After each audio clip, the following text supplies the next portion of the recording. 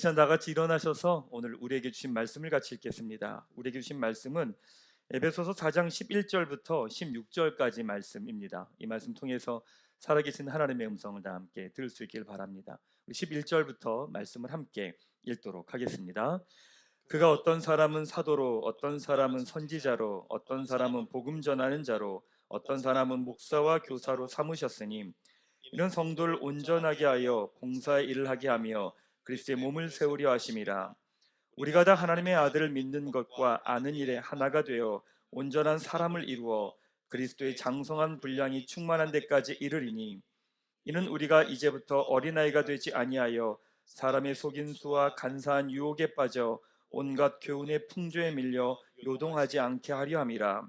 오직 사랑 안에서 참된 것을 하여 범사에 그에게까지 자랄지라. 그는 머리니 곧 그리스도라. 그에게서 온 몸이 각 마디를 통하여 도움을 받음으로 연결되고 결합되어 각 지체의 분량대로 역사하여 그 몸을 자라게 하며 사랑 안에서 스스로 세우느니라. 아멘. 네, 그 자리에 앉으시기 바랍니다.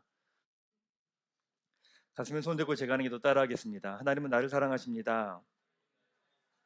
나는 그 사랑 안에 있습니다. 나는 하나님의 형상입니다. 나는 하나님의 꿈입니다. 그렇게 살아갈 것입니다. 아멘. 네, 감사합니다. 올 한해 꿈꾸는 교회는 복음, 새로운 가능성을 찾아가는 기쁨이라고 하는 주제를 가지고 공동체 안에서 하나님께서 풀어가시는 가능성을 함께 찾아가고 있습니다. 창세전에 하나님 성부, 성자, 성령께서 함께, 그러니까 공동체로 계셨기에 하나님의 형상대로 지음받은 우리에게는요, 함께하고 싶어하는 마음이 있습니다. 사랑받고 싶어하는 마음이 있고 사랑하고 싶어하는 마음이 있습니다. 그래서 사람이 있는 곳에는 언제나 이렇게 공동체가 만들어지게 됩니다. 여기서 공동체는 단순하게 교회만을 이야기하는 게 아니라요, 가정, 학교, 직장, 여러분들이 만나는 모든 것을 의미하게 됩니다. 모든 공동체는요, 하나님을 만나는 장소였습니다. 근데 인간이 죄로 인해서 범죄하면서 어떤 일이 일어나느냐, 모든 관계가 깨어지면서 사람과의 관계까지 영향을 미칩니다. 그러면서 내가 속한 공동체에서 하나님을 만나기 어려워진 거죠. 여러분의 가정과 직장과 학교와 공동체 그 어느 곳에서든 하나님을 만날 수 있었는데 이제 그 만나는 것이 어려워졌습니다.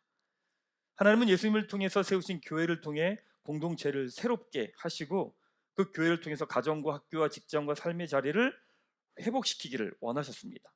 그게 에베소서 1장 23절의 말씀입니다. 같이 한번 읽겠습니다. 시작. 교회는 그리스도의 몸입니다. 그분은 교회 안에서 말씀하시고 활동하시며 교회를 통해 만물을 자신의 임재로 가득 채우십니다. 가정보다 교회가 중요한 이유가 바로 여기에 있고 직장보다 교회가 중요한 이유가 바로 여기에 있습니다. 3월 첫째 주부터 이제 저희 교회에서 드림 베이비 예배가 드려집니다. 드림 베이비 예배의 컨셉은 무엇이냐면 부모와 함께 드리는 예배라는 컨셉으로 정리를 했습니다. 이 드림 베이비 때 부모들이요 되게 어렵습니다. 36개월 미만의 아이들을 보는 게 되게 어렵거든요. 그래서 혼자 예배드리고 싶고 혼자 기도하고 싶은 마음이 되게 많이 있습니다. 근데 그럴 수 없다 보니까 이 36개월 미만 된 엄마 아빠들이 영적 침체를 겪는 경우들이 되게 많이 있습니다. 근데 그럼에도 불구하고 팀이 논의하면서 정리된 게 뭐냐면 아이들에게 영적으로 가장 중요한 시기니까 부모 중 한 사람이 자녀와 함께 예배를 드리는 예배 컨셉으로 정리를 했습니다. 그러니까 부모의 신앙이 자녀에게 그대로 전해지는 시간이고 부모가 자녀에게 하나님 이야기를 함께하는 최고의 시간이기 때문에 그런 거죠. 최근에 뇌과학에 관한 책들을 계속 읽고 있습니다. 근데 최근에 리사 펠트만 베러시 쓴 이토록 뜻밖의 뇌과학이라고 하는 책을 읽었습니다. 그 책에 놀라운 이야기를 하더라고요. 신생아의 뇌는 무엇이 중요하고 무엇이 중요하지 않은지 아직 모르기 때문에 성인처럼 무언가에 집중할 수가 없다. 여기에서 부족한 것은 사회적 세계의 양육자가 채워준다. 양육자는 아기의 주의를 흥미있는 것들로부터 계속 안내한다. 엄마가 장난감 강아지를 집어서 들여다본다. 엄마가 어린 아들을 바라본 다음에 다시 강아지를 바라보며 아기의 시선을 안내한다.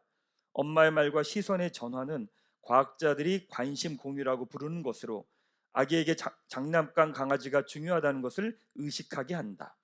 부모로부터 아기에게 환경의 어떤 부분이 중요하고 어떤 부분은 중요하지 않은지를 조금씩 가르친다. 부모가 드린 베이비 예배를 자녀와 함께 하면서 관심을 공유하는 겁니다. 어떤 부분이 중요하고 어떤 부분이 중요하지 않다라는 것들을 함께 공유하는 시간입니다. 그래서 드림 베이비 예배가 3월부터 시작될 텐데 부모 중에 한 분은 함께 아이들과 예배를 드려 주셔야 됩니다. 자녀를 양육하는 것도 부모의 생각과 감정이 아니라 또 이 사회가 이야기하는 것이 아니라 성경에서 말씀하신 것으로부터 양육을 시작해야 되는 거죠. 그럴 때 새로운 가능성을 찾아갈 수 있게 됩니다. 사랑하는 여러분, 교회를요 소중히 여기십시오.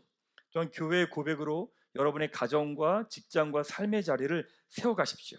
그럴 때 여러분이 서 있는 바로 그 자리에 하나님의 임재로 가득 채워 주십니다. 자, 오늘 본문은 교회 공동체의 봉사에 관한 말씀입니다. 교회 공동체가 세워져 갈 때 중요한 건 봉사입니다. 근데 교회에서 제일 어려운 것도 봉사입니다. 그리고 가장 상처를 받는 것도 봉사입니다. 나는 너무 바쁜데 목사님들은 와서 이런 일 하라고 저런 일 하라고 합니다. 나는 잘하지도 못하는데 그걸 하라고 합니다.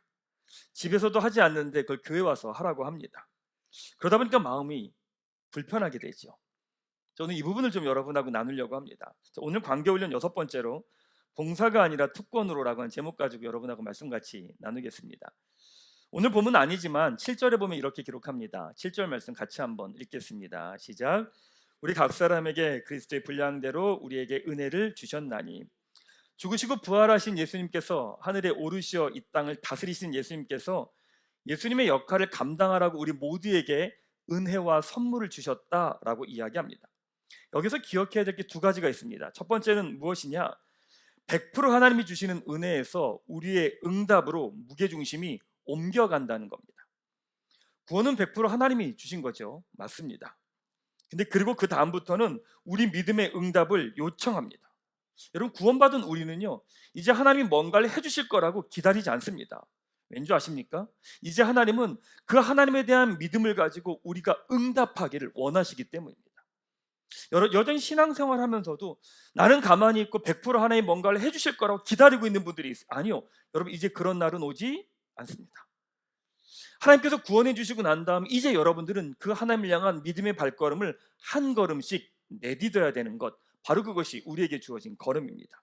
두 번째는 누군가에게 100% 모두 주지 않으신다는 겁니다. 교회에서는 담임 목사님 저에게 가장 많은 것들을 주셨겠죠. 그렇지만 모든 것들을 다 주지는 않으십니다. 제가 잘하는 건 아마 누군가가 못할 거고요. 또 누군가가 못하는 것은 제가 잘할 겁니다. 그러니까 이렇게 서로가 연결되고 함께하기 위해서 은혜와 선물을 나눠 주신다는 거죠. 하늘에 계신 예수님께서 이 땅을 충만하기 위해서 사람들에게 은사를 주십니다. 11절 이렇게 말씀합니다. 같이 한번 읽겠습니다. 시작. 그가 어떤 사람은 사도로, 어떤 사람은 선지자로, 어떤 사람은 복음 전하는 자로, 어떤 사람은 목사와 교사로 삼으셨으니. 자, 이건 목회자들에게 주시는 말씀이고요, 여기 있는 우리 교회 리더십들에게 주시는 말씀이고요, 드림스타 선생님들에게 주시는 말씀이기도 합니다. 여러분들을 교회 리더십으로 목회자로 세우셨습니다. 근데 교회 리더는 우리가 머리 굴리고 생각해서 우리가 논의해서 세워졌다고 말하지만 성경은 뭐라고 말하느냐? 하나님이 세우셨다고 이야기합니다. 하나님께서 이들을 리더로 세우신 이유가 있대요. 저를 목회자로 세우신 이유가 있고 여러분을 드림빌더나 교회 공동체 리더로 세우신 이유가 있대요. 그게 뭐냐? 12절입니다. 같이 읽겠습니다. 시작. 이는 성도를 온전하게 하며 봉사의 길을 하며 그리스도의 몸을 세우려 하심이라. 리더십으로 세우신 목적이 있대요. 두 가지가 있습니다. 첫 번째 무엇이냐? 성도들을 온전하게 하여 봉사의 일을 하게 하는 것이고, 두 번째는 무엇이냐면 그리스도의 몸을 세우게 하는 것이다 라고 말씀하십니다. 자, 결론적으로 말하면 저와 교회 리더십이 해야 될 일은 무엇이냐? 성경은 이렇게 말합니다.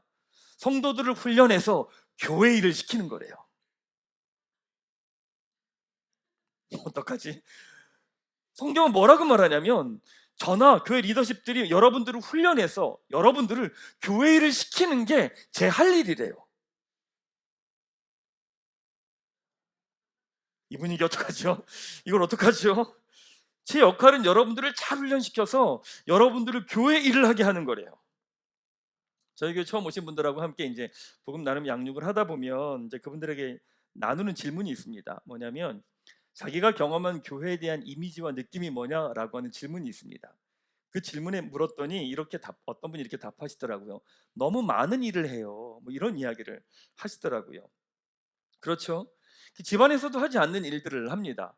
뭐 갑자기 와가지고 노란색 조끼 입고 주차봉 들면서 왔다 갔다 하고 있질 않나. 갑자기 안 된다고 집에서 하지도 않던 김밥을 만들고 있지 않나. 뭐 안 하는 걸 하고 있는 거예요, 사실은. 또 예배 준비한다고 하고 또 청소한다고 하고 다 그러고 있습니다. 여러분, 교회는 왜 이렇게 일이 많을까요? 저 때문인가요? 교회는 왜 이렇게 할 일이 이렇게 많은 걸까요, 도대체? 왜 꼭 교회를 다니면 봉사와 섬김을 해야 되는 걸까요? 복음을 누리는 사람들이 고백하는 게 있습니다. 그게 뭐냐? 바로 은혜입니다. 나에게 주어진 모든 것들이 하나님으로부터 주어졌구나라고 하는 고백입니다. 내가 잘해서 주어졌다고 생각하고 내가 수고하고 애쓰고 노력해서 주어졌다고 생각했는데 돌아보니까 이건 하나님이 주신 거구나라고 하는 은혜의 고백입니다. 예전에 어떤 분하고 복음 나눔 하는데 그분 나름대로 자수성가하신 분입니다. 나이가 좀 있으신 분인데 사회적으로 경제적으로 어느 정도 안정이 됐고 나름대로 모든 것들 갖출 수 있는 것들 다 많이 갖추셨습니다. 근데 왜 그런 삶이 됐느냐라고 할 때 어릴 때 아버님의 몸이 너무 아프셔서 경제적으로 활동할 수 없어서 자기가 어쩔 수 없이 경제 활동을 할 수밖에 없었던 상황이었대요. 그래서 나가서 일을 할 수밖에 없었고 돈을 벌 수밖에 없었고 일을 할 수밖에 없는 상황이었다는 거죠.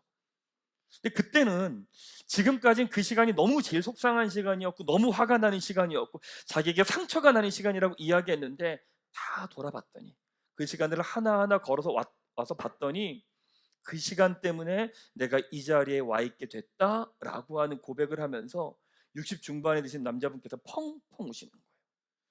사실 그 고백은 오늘 희진자매가 했던 고백과 동일한 이야기입니다. 놀라운 건 바로 여기에서 섬김과 봉사가 나옵니다. 여러분, 내 인생에 내가 수고하고 애쓰고 노력해서 살아왔다고 생각하는 사람들은요, 우리의 섬김과 봉사는 오래가지 못합니다. 왜요? 내 거 주는 거니까. 내 거 주는 거는요 오래가지 못해요. 한두 번은 줄 수 있어요. 근데 3번 이상 가면요 화가 나기 시작해요. 그럼 뭐라고 말하냐면 저걸 당연시 여긴다고 생각을 해요. 그리고 어떻게 해요? 내가 주는 걸 멈춰버려요. 우리는 언제나 그렇습니다. 근데 하지만 하나님의 은혜로 나에게 주어졌다는 것을 깨닫는 사람은요 시선이 다른 사람으로 향합니다. 주변으로 향합니다. 내 시간과 물질과 마음을 나누고 싶어 합니다. 그래서 여러분, 교회 봉사도요 내 것을 드리는 시간이 아니에요. 봉사가 아니에요. 사실은 하나님으로부터 주어졌음을 알기에 다른 이들에게 나누는 거죠. 봉사는 복음을 알기에 은혜를 아는 사람들의 특권입니다. 저희 교회 가족들도 그래요. 저희 교회 가족들도 복음을 깊이 알아가고 복음을 경험하기 시작하면 저한테 와서 끊임없이 뭐라고 말하는지 아세요? 목사님, 이거 저 하고 싶어요. 목사님, 저 이거 나누고 싶어요. 목사님, 저 이거 흘려보내고 싶어요. 이거 나누고 싶어요. 이런 얘기를 계속해요. 그러니까 무슨 말이냐면 어떤 봉사와 섬김과 교회 공동체가 이렇게 지금까지 세워져 온 이유는 다른 게 아니라 딱 하나입니다. 뭐냐? 하나님의 은혜입니다. 은혜를 알기 때문에 나에게 있는 것이 어떻게 흘러가길지를 고민하며 생각하면서 와서 이야기 나누는 거예요. 목사님, 저에게 이런 게 있는데 이거 어떻게 하면 좋아요? 목사님, 저에게 이런 거 제가 할 수 있는데 이거 어떻게 나누면 좋아요? 이런 이야기를 끊임없이 와서 합니다. 돌아보면 지금 교회는 너무나 많은 일들이 이미 있지만 예수 그리스도의 복음으로부터 시작된 교회가 끊임없이 확장되면서 이렇게까지 온 이유는 딱 하나입니다. 뭐냐면 나에게 주신 은혜가 있게 하는 은혜가 있는데 이거 어떻게 나눠야 됩니까? 이거 어떻게 흘려보내야 됩니까? 라고 하면서 교회의 사역들이요 커져간 거예요. 커져간 거예요. 그러니까 교회에서 하는 일들이 많아진다는 건 어떻게 보면 돌려 말하면 이런 의미입니다. 하나님의 은혜를 알고 은혜에 응답하는 사람들이 많아지고 있다는 이야기입니다. 사랑하는 여러분, 그런 의미에서 교회의 일은요 더 많아져야 돼요. 깜짝이야. 교회의 일은 더 많아져야 돼요. 아멘? 마음에 안 드십니까?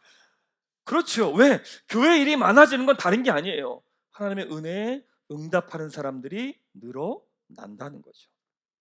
사랑하는 여러분, 우리 꿈꾸는 교회가 시간이 갈수록요 우리 교회에 하나님의 은혜를 알기에 자신의 삶을 내어드리며 갈수록 더 많은 사역이 우리 교회 가운데 일어나게 되기를 주님의 이름으로 축원합니다. 자, 그러면 왜 하나님은 목회자들에게, 교회 리더십들에게 성도들을 훈련해서 교회 일을 하게 하라고 할까요? 왜 교회 일을 하라고 말씀하실까? 여러분, 교회 봉사는 의미가 없습니다. 교회 봉사를 한다고 여러분에게 어떤 이득이 주어지지 않습니다. 어떤 칭찬이 주어지지도 않습니다. 어떻게 보면 교회에서 하는 모든 건 다 손해보는 일들입니다. 나의 시간을 내어드려야 돼요. 물질을 내어드려야 돼요. 마음을 내어드려야 되는 것들입니다. 그러기에 중요합니다. 성경은 놀라운 이야기하죠. 13절 말씀 같이 한번 읽겠습니다. 시작. 우리가 다 하나님의 아들을 믿는 것과 아는 일에 하나가 되어 온전한 사람을 이루어 그리스도의 장성한 분량이 충만한 데까지 이르리니, 교회 봉사를 하면 하나님께서 복을 주십니다 아니라는 거예요. 교회 봉사를 하십시오, 하나님께서 여러분의 자녀를 잘되게 하실 겁니다 아니라는 거예요. 교회를 섬기는 이유가 무엇이냐? 두 가지를 이야기합니다. 두 가지 목적을 이야기합니다. 첫 번째, 하나님의 아들을 믿는 것과 아는 것이 하나가 된다라고 이야기합니다. 머리로 아는 신앙과 몸으로 아는 신앙이 통합이 된다라고 말합니다. 여러분, 우리 다른 말로 말하면 우리 신앙이 왜 어느 이상 성장하지 않냐면 머리로만 아는 거예요. 머리로만 알고 있으니까 그 머리로 아는 게 내 삶으로 경험해 본 적이 없는 거죠. 여러분, 성경 공부를 아무리 많이 한다고 해서 그 사람의 신앙이 성장하지 않습니다. 언제 성장한 줄 아십니까? 말씀을 붙들고 치열하게 그 말씀이 이루어지는 것을 보는 그 순간 신앙이 성장해요. 우리 그래요. 많은 거 배워요. 많은 걸 경험해요. 훈련해요. 근데 그걸 가지고 살아내는 훈련을 하지 않아요. 저희 교회 양육들이 되게 짧잖아요. 4주씩 진행합니다. 근데 이제 이번에 스텝 2 같은 경우는 제가 1년간 하겠다고 했어요. 스텝 2 공부는 4주, 5주 안에 끝납니다. 그리고 난 다음에 이분들을 1년간 훈련을 시킵니다. 훈련시키고 한 달에 한 번씩 만나서 이분들을 어떻게 걸어가는지 팔로우업을 다 합니다. 뭔지 아세요? 몸으로 가야 돼요. 머리로 알고 있는 것들을, 지식을요, 내 안에 믿음의 고백을 가지고 살아내는 과정과 이 걸음이 없으면 신앙이요 성장하지 않아요. 결정적인 순간엔 머리로 움직이지 않아요. 뭘로 움직이냐면 우리의 몸으로 움직이기 때문에 그래요. 교회 봉사가 어떤 의미냐? 이렇게 말합니다. 신앙이 아는 것과 믿는 것이 하나가 되는 거다라고 이야기합니다.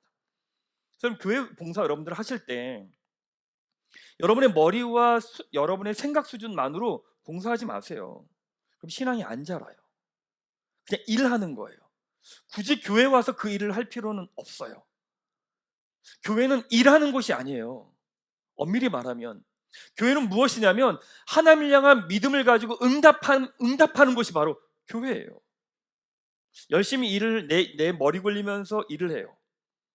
진행하면서 이게 맞겠다, 이게 대충 맞겠다 머리 올리면서 막 계산하면서 이렇게 일 진행을 해요. 그러면요 지쳐요.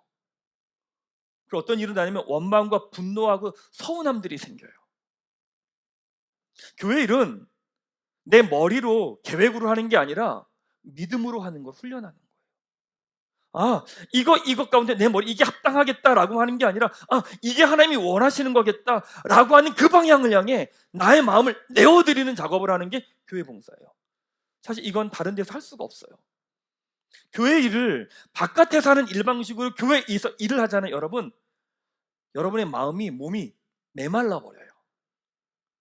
교회 봉사는 합리적이고 내 맞게, 계산에 맞게, 왁구에 맞게 그림을 그리는 게 아니라 계산은 안 맞아 보이는데 이게 하나님이 원하시는 거겠다. 그럼 기도하면서 함께 그 걸음을 걸어가는 훈련을 하는 거예요.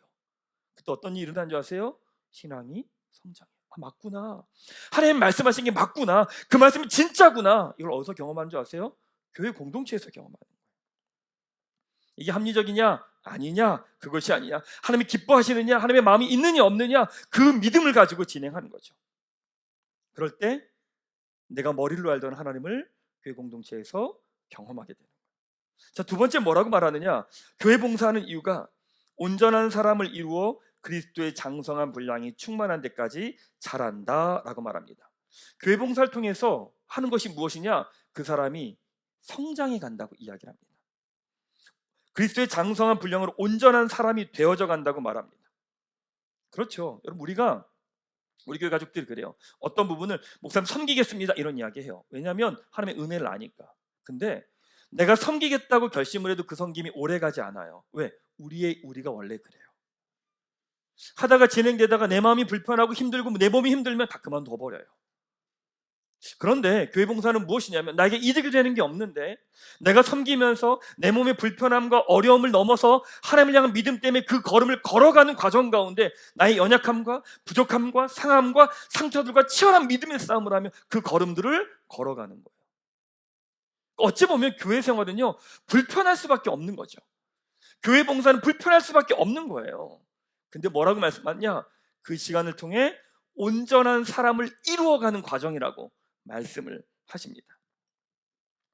사랑하는 여러분, 이제 교회 봉사에 대한 생각을 여러분 바꾸셔야 될 것 같습니다.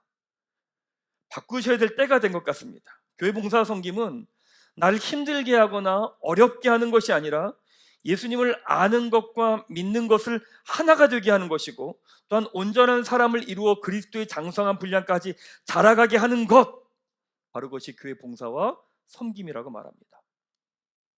그렇다면 교회 봉사는요, 우리 삶에 너무나도 중요한 거라는 거죠. 이것 없이 우리의 삶이 성장할 수 없다는 이야기이기도 합니다. 누가 이렇게 묻더라고요. 목사님, 그러면 꼭 교회에서만 봉사해야 됩니까? 다른 곳에 가서 봉사하면 안 됩니까? 이렇게 묻더라고요.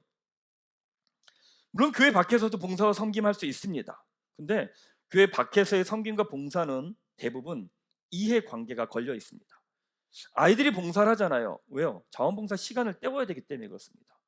그게 안 되면 자기에게 마이너스가 되니까 아이들은 봉사를 합니다. 성인들도 어쩔 수 없이 하거나 다른 사람들의 시선과 평가 때문에 하게 됩니다. 결국 나의 이해의 문제가 되는 거죠. 물론 오랜 시간, 기사를 보니까 10년, 20년 아무도 모르게 오랜 시간 봉사를 하셨던 분들이 있더라고요. 근데 참 놀라운 건 그분들의 인터뷰했던 기사들을 쫙 보면 그분들이 하나님을 믿는 사람인지 아닌지는 잘 모르겠어요. 근데 10년, 20년 아무도 모르게 봉사했던 사람들이 공통적으로 하는 말이 있어요. 뭔지 아세요? 이렇게 말해요. 제가요, 너무 많이 받아서요. 이런 이야기 하세요. 이걸 기독교적인 언어로 말하면 무엇이냐면 은혜라는 이야기입니다. 하나님께 너무 받은 게 많기 때문에 나의 것을 드릴 수밖에 없습니다 라고 하는 거죠. 그러면 하나님은 우리의 시간과 물질을 다 내어놓으라고 하실까? 참 역설적이게도요, 매이지 않게 하시기 위함입니다. 돌아보면 우리는 하나님의 은혜에 따라 하나님께서 우리에게 선물로 주셨는데 대부분 그걸 우리의 가족과 내 자신만을 위해 사용합니다. 다르게 표현하면 내가 먹고 사는 데만 사용합니다. 가끔 교회일 때문에 제가 몇 가지 부탁할 때가 있습니다. 이렇게 말하는 분들이 있어요. 지금은 없어요. 예전에 있었어요. 이렇게 말씀하세요. 목사님, 제가 이걸로 먹고 사는데 이걸 교회에 와서까지 해야 됩니까? 이런 얘기를 저한테 하더라고요. 직장 생활이 너무 힘드니까 그럴 수 있겠다 생각이 들어요. 아, 그럴 수 있지 당연히. 교회 생활, 직장 생활 너무 힘드니까. 근데 저는 그 말을 들으면서 이런 생각했어요. 이 사람 참 별로겠다. 이런 생각했어요. 왜냐하면 자기에게 주신 은혜와 능력이 있는데 그걸 자기 거라고 생각하는 거예요. 그러니까 어떻게 해요? 먹고 사는 거 외엔 쓰는 게 없어요. 하나님께서 주신 은혜가 있는데, 선물이 있는데, 능력이 있는데 그걸 자기와 자기 가족과 먹고 사는 것 그 이상 외에는 쓰지를 않아요. 결국엔 먹고 살기 위해서, 생존하기 위해서 사는 거예요. 그러니 직장 생활이 재미없겠죠. 그러니 자기가 더 개발해야겠다는 생각이 없겠죠. 그러니 더 이상 거기에 성장도 없겠죠. 여러분, 기독교 신앙은 모든 것은 다 하나님으로부터 주어졌다고 고백합니다. 하나의 은혜의 선물이라고 말합니다. 거저 주어진 거고요, 은혜로 주어진 거고요, 선물로 주어졌다고 고백합니다. 근데 그런 사람들에게 나타나는 놀라운 모습이 있습니다. 그게 무엇이냐? 생존만을 위해 살지 않습니다. 먹고 사는 것만을 위해 살지 않습니다. 돈이 되느냐 되지 않느냐가 아니라 성경적으로 말하면 하나님이 주신 부르심 따라 그 걸음을 걸어갑니다. 교회를 다니지 않는 사람들의 표현으로 말하면 가치가 있느냐, 의미가 있느냐, 본질이 있느냐, 거기 따라 살아갑니다. 근데 그러한 삶을 훈련하는 곳이 어디냐? 바로 교회입니다. 교회에서의 여러분들의 섬김과 봉사는 어떤 대가도 드릴 수 없습니다. 보상도 줄 수 없습니다. 이익이 없습니다. 다른 곳에 기부하면 박수라도 받고 인정이라도 받죠. 근데 교회에서 아무리 많은 헌금을 드리고 아무리 많은 봉사를 한다고 해도 알아주는 사람 없습니다. 아, 오직 하나님만 알아주시겠네요. 놀랍지만 이러한 훈련을 한 사람만이 이 땅의 가치를 넘어서 여러분이 서 있는 그 삶의 자리에서 살아낼 수 있습니다. 보이는 가치에 흔들리지 않습니다. 돈의 가치에 흔들리지 않습니다. 그때 비록 그 사람을 통해서 하나님의 임재가 드러나게 돼 있는 거죠. 사랑하는 여러분, 하나님께서 여러분에게 주신 재능과 능력들을 여러분의 먹고 사는 것만으로 거기에만 사용하지 마십시오. 주의 몸된 교회를 위해 사용하시고 교회 가족들을 위해 사용하십시오. 왜냐하면 그것은 내 것을 내어주는 봉사가 아니라 복음을 아는 사람들이 주시는 특권이기 때문입니다. 근데 그 사람만이, 그 사람이 서 있는 자리가 가정이든 직장이든 학교든 어디든 하나님이 주신 부르심, 그것들을 바라보며 살아낼 수 있기 때문입니다. 사랑하는 여러분, 우리 교회 가족 한 분 한 분이 여러분의 삶의 자리에서 그렇게 믿음의 사람으로 살아내게 되기를 주님의 이름으로 축원합니다. 말씀 마무리하겠습니다. 다른 사람들이 함께 모여 공동체를 만들어갈 때 중요한 것은 봉사가 아니라 특권입니다. 목회자와 교회 리더십들이 해야 될 것이 무엇이냐? 우리 성도들을 훈련하면서 교회 일을 하도록 세워가는 겁니다. 어디도 도움될 것 같지 않은 교회 봉사를 해야 되는 이유가 무엇이냐? 하나님을 아는 것과 믿는 것에 하나가 되기 위함이고 그리스도의 장성한 분량에 이르게 하기 위함입니다. 사랑하는 여러분, 여러분에게 주어진 것이 무엇입니까? 하나님께서 다른 사람보다 여러분에게 더 주신 것이 어떤 것입니까? 교회를 섬기십시오. 여러분의 시간과 물질과 능력으로 섬기십시오. 바로 그것은 복음을 아는 사람들이 누리는 특권이기 때문에 그렇습니다. 그 사람만이 내가 서 있는 가정과 직장과 학교와 삶의 자리에서 바로 그 자리를 하나님의 임재로 채워갈 수 있을 겁니다. 우리 교회 가족들이 그런 믿음의 사람으로 서게 되기를 주님의 이름으로 축원합니다. 우리 함께 찬양하며 주님 앞에 나아갑시다. 하나님은요, 계속 우리에게 뭐라고 말씀하시냐면 드리라고 이야기합니다. 너의 시간을 드려라, 너의 물질을 드려라, 마음을 드려라, 삶을 드려라 라고 말합니다. 아니, 시간도 없는데, 물질도 없는데, 마음도 없는데 하나님 계속 내어드리라고 말합니다. 왠지 아십니까? 하나님께서 여러분에게 이미 주신 은혜를 풀어내기 위함입니다. 매어서 종되어 살아가는 게 아니라 이미 주신 은혜를 풀어내기 위함입니다. 매어있는 것을 끊으려고 하시는 거죠. 이 사람께 고백하며 나아가십시다. 날이 저물어갈 때 빈들에서 걸을 때 아무것도 없는데 하나님 나에게 시간과 물질과 마음과 삶을 내어놓으라고 하시죠. 왜? 내가 너에게 자유함을 주기 위함이라고. 함께 이 고백하며 나아가죠. 날이